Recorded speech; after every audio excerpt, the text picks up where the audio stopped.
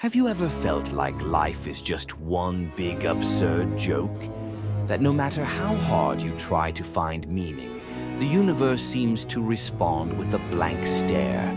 If so, you're not alone. Some of the greatest philosophical minds in history have wrestled with this very problem. But here's the twist. What if embracing the absurd is actually the key to a more fulfilling life? Today, we're diving deep into the philosophy of absurdism, the school of thought that says life has no inherent meaning, and that's actually a good thing. Imagine this.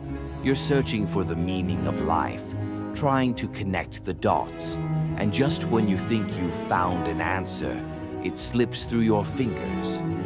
This is the essence of what French philosopher Albert Camus called the absurd. It's the conflict between our human desire to find meaning and the cold, indifferent universe that refuses to provide one. Think of it like asking the ocean for directions. No matter how many times you ask, the waves just keep crashing, indifferent to your plea. Camus argues that this realization can be unsettling, even terrifying. But instead of seeing it as a problem, he saw it as a starting point for something greater. So, how do we react when we realize life has no built-in purpose? Camus lays out three possible responses. First, we could take the leap of faith, embracing religion or ideology to give life meaning.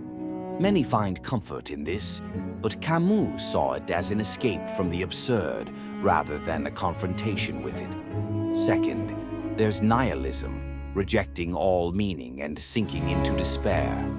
But here's the thing. Camus rejected nihilism. He believed that even if life is meaningless, that doesn't mean it's not worth living. And then there's the third option, the absurd hero. This is someone who acknowledges life's lack of inherent meaning, but instead of despairing, chooses to live fully, embracing the absurdity with open arms. So, what does it mean to embrace the absurd? It's about living with awareness, but without illusion. It means creating your own meaning, not because the universe demands it, but because you choose to.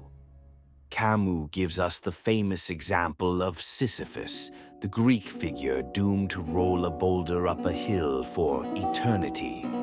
Instead of seeing him as a tragic figure, Camus invites us to imagine him happy because he has accepted his fate and finds meaning in the struggle itself.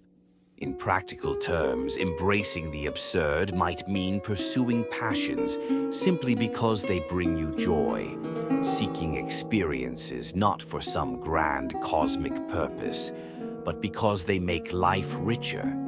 It's about laughing in the face of meaninglessness and saying, if nothing matters, then everything is possible. So, where does that leave us? Life may not have an objective meaning, but that doesn't mean it has no value. The key isn't to find meaning, it's to create it.